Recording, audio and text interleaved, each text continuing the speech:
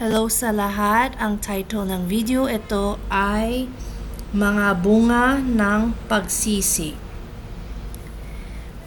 So, itong video tungkol sa anong ibig sabihin, anong magpagsisi at ano yung fruits of repentance. So, sa simbahan, naturo tayo ng mga pastor, pare, that pagsisi ay hingi ka ng patawad kay Jesus Christ. Kung meron kang na feel guilty ka, na alam mo masama ang nagawa mo, hingi ka ng patawad. Tapos, napapatawad ni Jesus Christ ka naman. Na yun, pagsisi ba talaga yun? Repentance ba yun na pwede kang pumasok ka na sa langit? Yes and no. Okay. Sabihin ko sa inyo, kung malapit ka na mamatay, kanwari, sa deathbed ka na yun, tapos hingi ka ng patawad kay Jesus Christ sa lahat ng kasalanan mo, kasi baka bukas patay ka na, mamaya patay ka na, hindi mo alam. Yun. Yes, yun. Pagsisi yun. Pero kung buhay ka pa bukas and mahina ka, i-change mo yung isip mo, yung ugali mo pa rin. Pakita mo na nasisi ka talaga, na ayaw mong maging masamang tao. And hindi lang yung ayaw mo, pakita mo through prayer. Kailangan mo magdasal, madami relationship with Jesus Christ, turuan ka niya para magbagong buhay ka, merong transformation. Na yun, if malakas kang tao, yung talagang wala kang sakit or halos walang sakit naman, hindi ka yung mga taong malapit na talaga mamatay, mamaya patay na. Hindi pagsisi yun. Kasi, ibig sabihin ng yun ay na-feel guilty ka. Hingi ng patawad lang. Pero sa puso mo, hindi ka buong loob na gusto mong magbagong buhay. Pwede mo sabihin, gusto ko magbagong buhay, ano ba yan? Ganun, wag ka mag-judge sa akin. Itong sasabihin ko sa iyo, kung gusto mo talaga magbagong buhay, gawin mo ang homework mo para pumasok ka sa langit. At anong homework? I-list down mo yung lahat ng kasalanan mo. Kunwari sa journal, meron kang notebook. List down yung mga nagawa mong masama, sinong nakit sa'yo, sino yung mga taong nagawa mong mali, na nasaktan mo, patawarin mo sila, hingi kang patawad. Nagawa mo ba yan araw-araw? Na wala ka ng samang loob?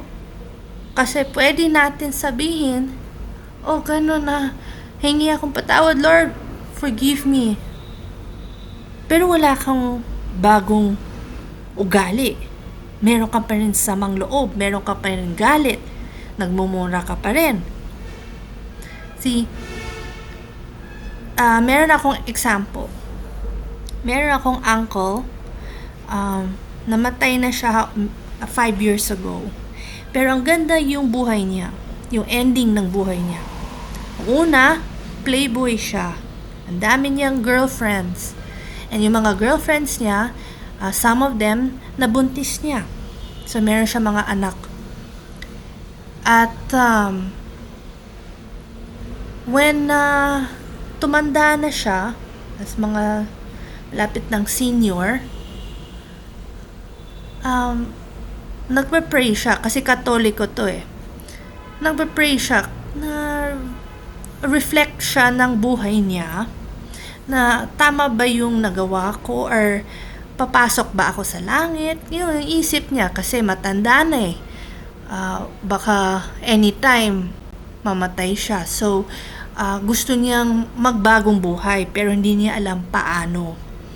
So, one day, na bisita or sa dream, if I remember it right, si Jesus Christ na nasabi sa kanya, kung gusto mo magbagong buhay, kailangan ako ang Panginoon mo at tagapagligtas. At kailangan meron kang transformation sa buhay mo. Hindi ka nang hingi ng patawad pero paulit-ulit ang kasalanan mo. Kailangan magbasa ka ng Bible. Yun ang sabi sa kanya ni Jesus Christ. Summary lang yun. And nag-warn ni Jesus Christ siya, kung hindi ka magsisi sa lahat ng kasalanan mo bago ka mamatay, pupunta ka sa impyerno. Then natakot siya doon. Pero sabi o Jesus Christ, pero kasi mahal kita, napatawad kita na. Pero hindi ibig sabihin papasok ka na sa langit. Kailangan pakita mo, mahal mo talaga ako at magbagong buhay ka. So when nakita niya yun, yung dream niya at yung message ni Jesus Christ, naiyak siya talaga. Na-change ang buhay niya. Gusto niya magbagong buhay. Nag-Bible study siya, na-attend siya ng born again Christian churches. And sabi ko, bakit nagbago kang buhay? Ang bilis. Anong na-feel mo or na-experience mo? And sabi daw niya, kasi for the first time, na-feel ko ang talagang pagmamahal na hindi na bigay sa akin ng mga tao. Sa akin, I think, yung ibig sabihin niya is, ang dami niyang mga girlfriends. Akala niya, yun ang pagmamahal. Yun ang nafe-feel niya, oh, okay ako sa buhay. Meron akong mga babae ng mahal ako. Kasi kasama ko parati. Pero hindi pa pagmamahal yun. Pagmamahal, yung talagang para si Jesus Christ mamatay para sa iyo, para magbagong buhay ka, para gawin mo yung tama. Kasi pretty much yung mga babaeng kabit niya, hahabol sa kanya kasi una, itong uncle ko, gwapo. So, gwapo siya. Tapos, playboy. So, syempre, mga babae, mahabol sa kanya. Pero, talagang pagmamahal ba yun? Or, lust of the flesh? Yung, kasi, gwapo yung tao. Gustong itukso ka. You know? It gets me. So, afterwards, okay, after yung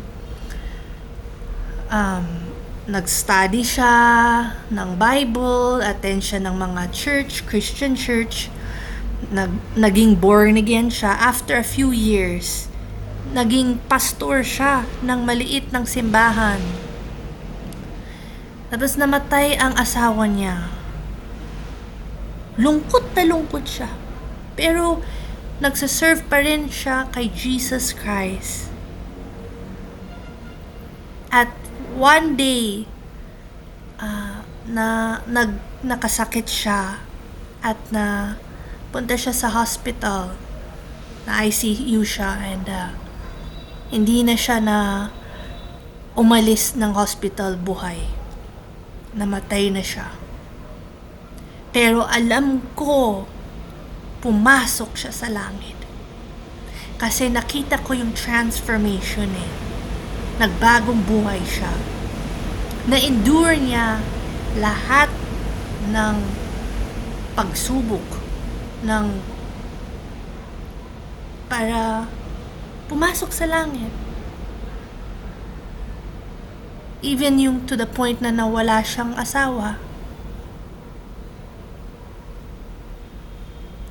So, ito yung message ng paanong maging transform ang buhay natin through repentance.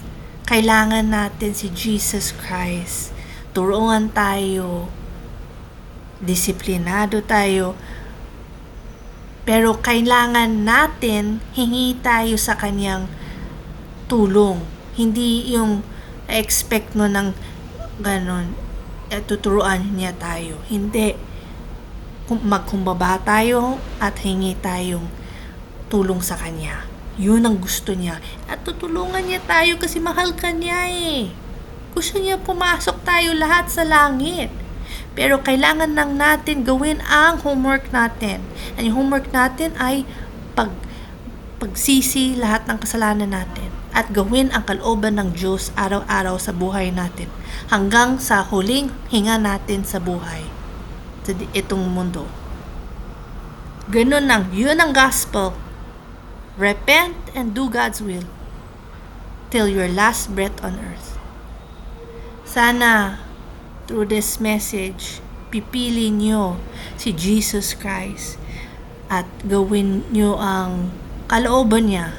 And magsisila sa lahat ng kasalanan nyo para kita-kita tayo sa langit. Okay? So this is the end of the message. May Jesus Christ bless you.